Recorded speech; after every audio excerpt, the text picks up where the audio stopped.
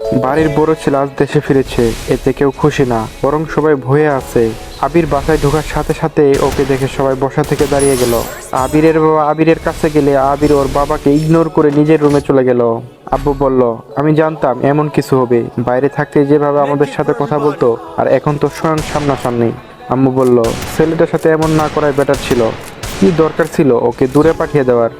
আব্বু বলল, তো কি করার ছিল তখন? অনুর জন্য ও যে পরিমাণে পাগল ছিল, ওর জন্য মেয়েটা একটু শান্তি পেত না। এখানে আসলে তো সবসময় অনুর পিছনে পিছনে থাকতো।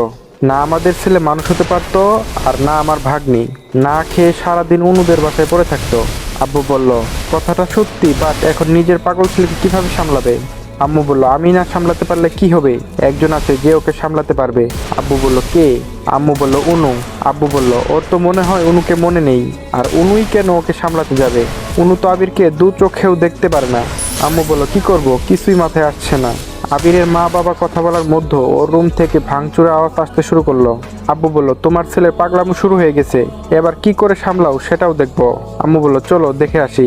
আবিরের বাবা মা রুমে গিয়ে দেখলো একটা ফটোর ফ্রেম ভেঙে পড়ে আছে। আম্মু বলল, কি হয়েছে আবির, তুমি এই ছবিটা কেন ভেঙেছো? আমি বললাম, তোমরা কোন সাহসে আমার রুমে অনুর ছবি লাগিয়েছো? ওকে আমি ঘৃণা করি, ওর ছবি তো দূরে থাক, ওর ছায়া আমি দেখতে চাই না। নাও লিভ। আব্বু বলল, আবির। আমি বললাম, আই সে লিভ। আবিরের বাবা মা চলে গেলেন আর আবিরকে সুমের কাছে ছেড়ে দিলেন। আবির নিজেকে কিছুক্ষণ ঠান্ডা করে গিটার নিয়ে বেলকনিতে গিয়ে বসলো। অনু, ছোটবেলা তুই আমাকে খুব বকা খাইছিস, তোর জন্য আমি আমার বাবা মা বন্ধু বান্ধবকে ছাড়া কত দিন দূরে দূরে থেকেছি। তোকে আমি ক্ষমা করব না। কি দোষ ছিল আমার সেদিন? মিথ্যা কথা বলে কি মজা পেয়েছিলি জানি না, তবে তোর এই মিথ্যা কথা আমার মনে কতটা আঘাত দিয়েছে সেটা শুধু আমি জানি। তোর জন্য আমার বাবা পর্যন্ত আমার গায়ে হাত তুলেছিল। তোকে আমি ক্ষমা করব না, কিছুতেই না।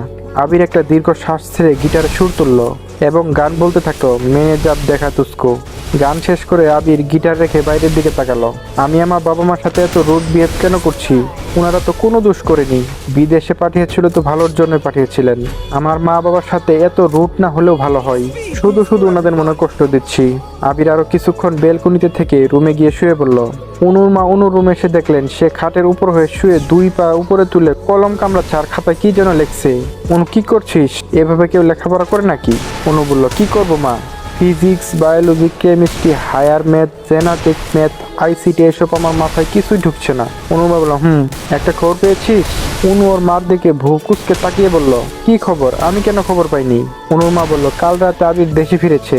অনু বলল, সো হোয়াট, দেশে ফিরুক বা না ফিরুক তাতে আমার কি, আমার কিছুই যায় আসে না।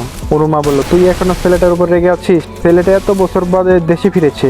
অনু বলল, দেখো মা, এখানে রাগারাগি করার কিছু নেই, আর তুমি ভুলেও ওই আবিরের নাম আমার সামনে উচ্চারণ করবে না। ওকে জাস্ট ঘৃণা করি আমি।